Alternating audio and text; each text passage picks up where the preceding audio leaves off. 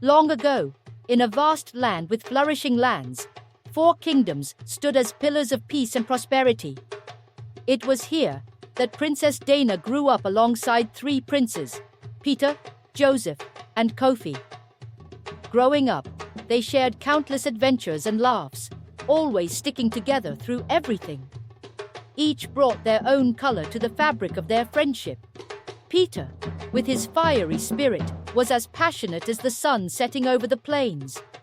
Joseph, whose calm intellect mirrored the deep waters of the Nile, and Kofi, who, like Joseph, was a bastion of tranquility and thought, yet with a depth unseen. As seasons changed, so too did their friendship evolve. Dana and Joseph, in the midst of their youthful explorations, found themselves drawn to each other with a connection that transcended their royal obligations. Their affection blossomed like the trees under which they once played. Peter and Kofi watched this development from the sidelines. Kofi, ever the supporter, smiled upon their growing closeness, his heart at peace with the happiness of his friends. Peter, however, struggled to find his footing amidst this change. Beneath his bold and faithful heart, he quietly longed for Dana, a subtle fire glowing beneath his lively facade. The more he saw Dana and Joseph together, the more he felt a chasm opening within the circle he once considered invincible. This shift within their dynamics was subtle, yet palpable, like the changing winds that precede the rains. They were no longer just the children of monarchs, destined to lead their kingdoms. They now stood on the brink of adulthood. The innocence of their childhood bonds faced its first true test, setting the stage for the joys and trials that lay ahead. Under the golden sun, the annual festival drew near, a vibrant celebration of unity among the 4 kingdoms. This year, the responsibility of hosting fell to Prince Peter, a chance he saw to mend the growing distance between him and his childhood friends. Decorations adorned the streets, and anticipation filled the air, with each kingdom eager to showcase their culture and strengthen their bonds. As the festival commenced, laughter and music wove through the air, a weave of joy and companionship. Princess Dana, radiant and graceful, moved among the guests, her connection with Prince Joseph evident in their shared glances and gentle conversations. Peter, with a forced smile, tried to immerse himself in the duties of a host, but the sight of Dana and Joseph together stung more than he anticipated. Kofi, ever the peacemaker, flitted between his friends, ensuring that Peter felt included, yet the latter's heart simmered with a blend of joy for his friends and a pang of exclusion. The evening's highlight, a grand feast, brought the 4 together at the head table, a symbol of their unity. As the conversation flowed, Kofi, in a moment of lightheartedness, teased Dana and Joseph about their future wedding plans. Laughter filled the table, but it did not reach Peter's eyes. His discomfort grew visible, a tempest brewing beneath his jovial facade. In a moment marred by impulsivity, Peter's laughter turned to frustration, his hand sweeping across the table, sending his drink spilling across Joseph's attire. The silence that followed was deafening. Apologies stumbled from Peter's lips, but the damage was done. With a heavy heart, he excused himself, leaving the venue under a cloud of embarrassment and isolation. Joseph, ever dignified, excused himself to change, determined not to let the incident dampen the spirit of unity. Dana's eyes followed Peter's retreat, a knot of worry forming for the bond she feared they were all losing. The festival, meant to celebrate unity, had unwittingly laid bare the fractures within their own circle. The morning after the festival, Peter's sleep was fitful, haunted by the echoes of last night's folly. The warmth of the sun did little to ease the chill of isolation he felt. With Kofi's encouragement, he resolved to mend the frayed threads of their friendship, starting with an apology to Joseph. Their journey to Joseph's kingdom was silent. Upon arrival, they were met with the cold grandeur of Joseph's palace. Requesting an audience with Joseph, they were led to a lush courtyard, where Joseph received them with a courteous, yet distant, demeanor. Peter, with a heart heavy with remorse, extended his apology, his words sincere, but tinged with the fear of rejection. Joseph, his pride still smarting from the previous night's embarrassment, listened with a stoic silence. The air grew tense, the weight of unsaid words pressing down. In the end, Joseph's response was curt, his decision to not accept Peter's apology, a reflection of his wounded pride, rather than forgiveness. The rejection stung, a bitter pill that Peter swallowed with difficulty. His temper, ever his downfall, flared in the face of Joseph's refusal, his parting words, "You will regret this," echoing ominously as he stormed out.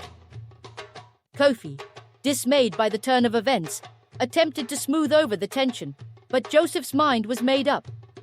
Peter's attempt at reconciliation had not only failed, but had possibly deepened the rift between them. As Peter and Kofi made their way back, the silence between them was filled with regret and concern. Peter's hot-headed outburst and Joseph's cold rejection had set a course that none of them could predict, leaving their once unbreakable bond in jeopardy.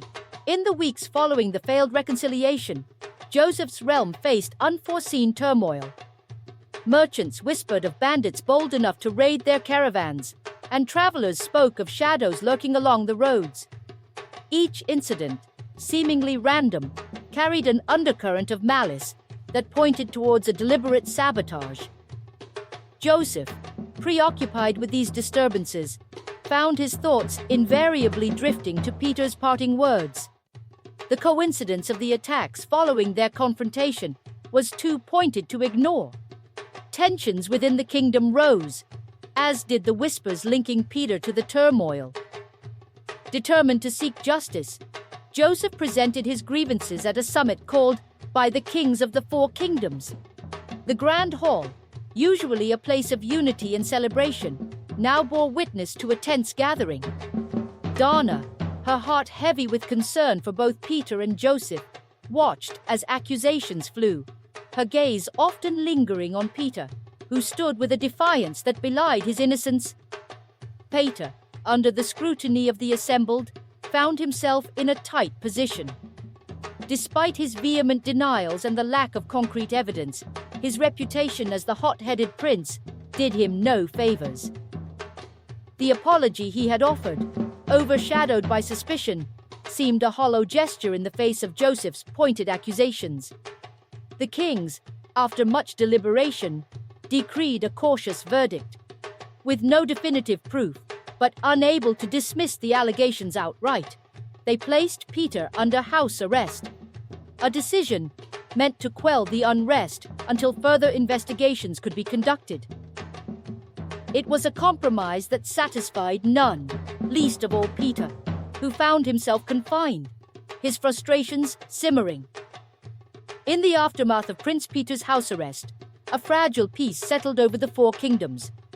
The cessation of attacks on Prince Joseph's caravans and properties hinted at a connection to Peter's confinement, casting a shadow of suspicion that lingered despite the lack of concrete evidence. As the kingdoms prepared for the upcoming union of Princess Dana and Prince Joseph, there was an air of cautious optimism, punctuated by the hope that the forthcoming nuptials would herald a new era of unity and harmony. With the plea of Princess Dana, Prince Peter was released to at least attend his friend's wedding.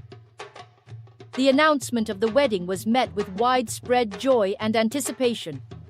Preparations for the ceremony were elaborate, with each kingdom contributing to the festivities, eager to showcase their goodwill and support for the couple. Prince Joseph, adhering to tradition, organized a convoy to deliver the customary gifts to Princess Dana's kingdom, a symbol of the joining of their lives and kingdoms. The journey, however, would be a tricky and dangerous one. Intelligence had warned of a potential ambush by bandits, prompting Joseph to bolster his escort with the finest warriors from his kingdom. Their vigilance was rewarded when the bandits launched their assault, expecting easy prey. Instead, they found themselves outmatched by the prepared and determined convoy. The skirmish was brief but intense, ending with the capture of the assailants, whose motives and master remained shrouded in mystery. Upon arrival at Dana's kingdom, the atmosphere was electric with anticipation and relief. The procession was greeted with cheers and celebration, the successful delivery of the gifts, symbolizing the overcoming of adversity and the promise of a united future. The event triumphed, the atmosphere buzzing with vibrant cheers and a stunning display of diverse cultures from the four kingdoms. That evening, a somber meeting was convened in the royal palace, attended by the monarchs of the four kingdoms, Princess Dana, Prince Joseph, Peter, and Kofi. The agenda was grave: to address the recent security breaches and to deliberate on the fate of the captured bandits. The air was heavy with tension, each participant aware of the delicate balance of trust and suspicion that had been disrupted by recent events. The evening's proceedings commenced with the solemn entrance of the kingdom's most elusive figures, the spies, shadows that had moved silently through the kingdoms, gathering information on the recent bandit attacks. Their testimonies were awaited with bated breath, a collective anxiety gripping the hearts of all present, particularly Peter, around whom suspicion had tightly coiled. One by one, the spies presented their findings, their voices steady, betraying no allegiance but to the truth. Initial accounts detailed the movements of Peter, his interactions and whereabouts meticulously chronicled. The evidence seemed to tighten the noose around him, his past impetuosity and recent outbursts painting a damning picture. Whispers filled the room, the air ripe with speculation and the foreboding shadow of betrayal. However, as the narrative unfolded, the focus subtly shifted. The spies, with precision and clarity, began weaving a different tale, one that veered away from Peter and cast a new light on events previously shrouded in mystery. Details emerged of odd nightly meetings not attended by Peter but by another, a figure previously ensconced in the trust and affection of all, Kofi. The revelation was like a thunderclap in the serene dusk, startling and unexpected.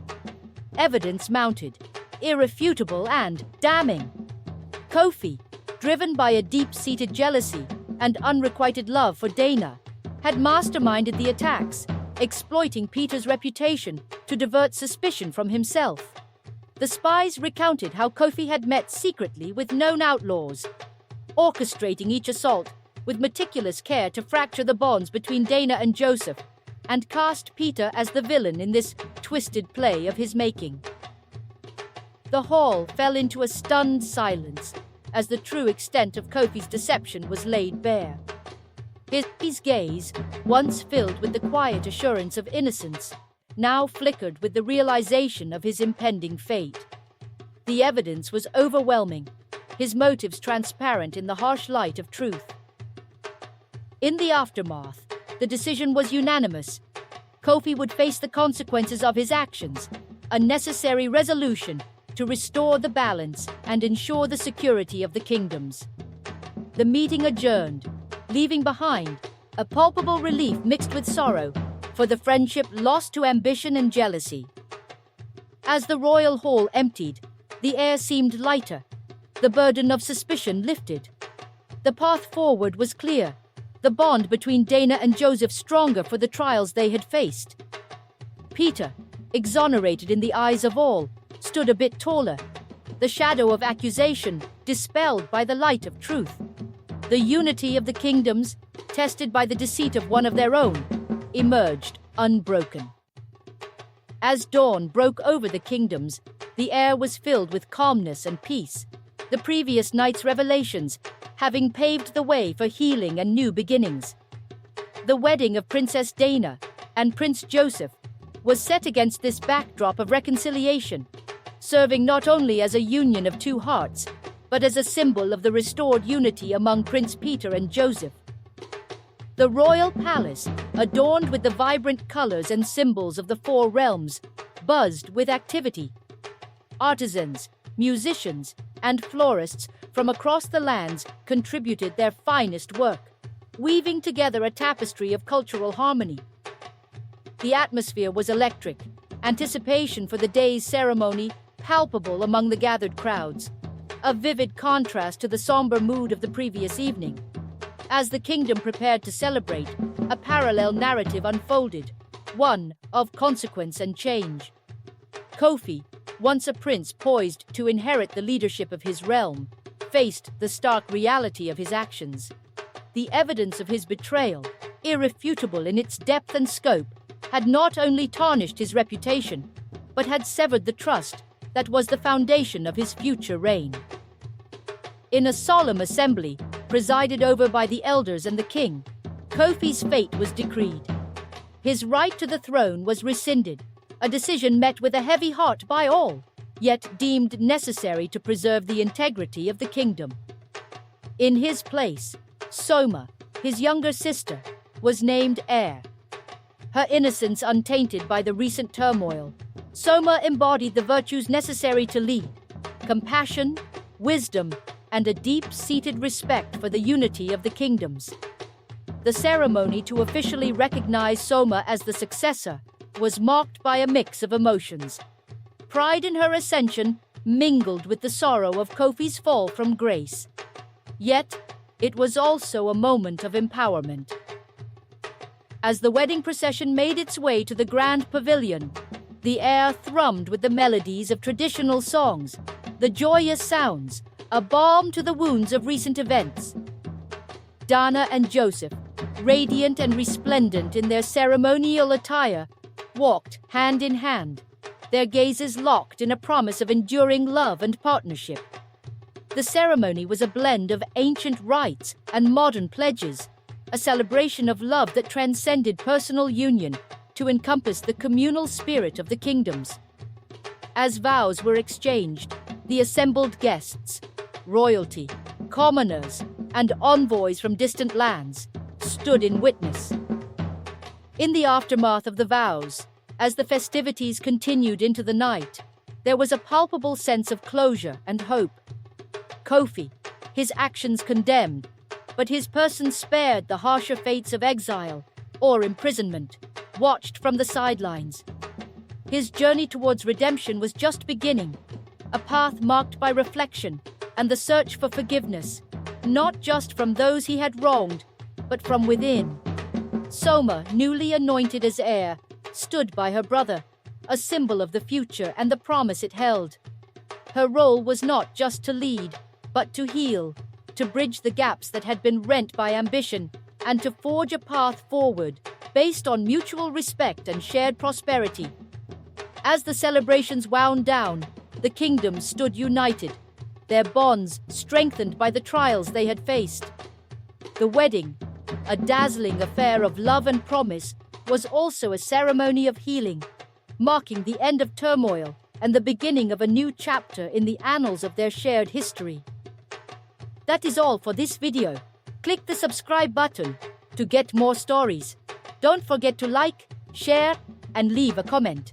You can also give a super thanks too. Cheers, friend!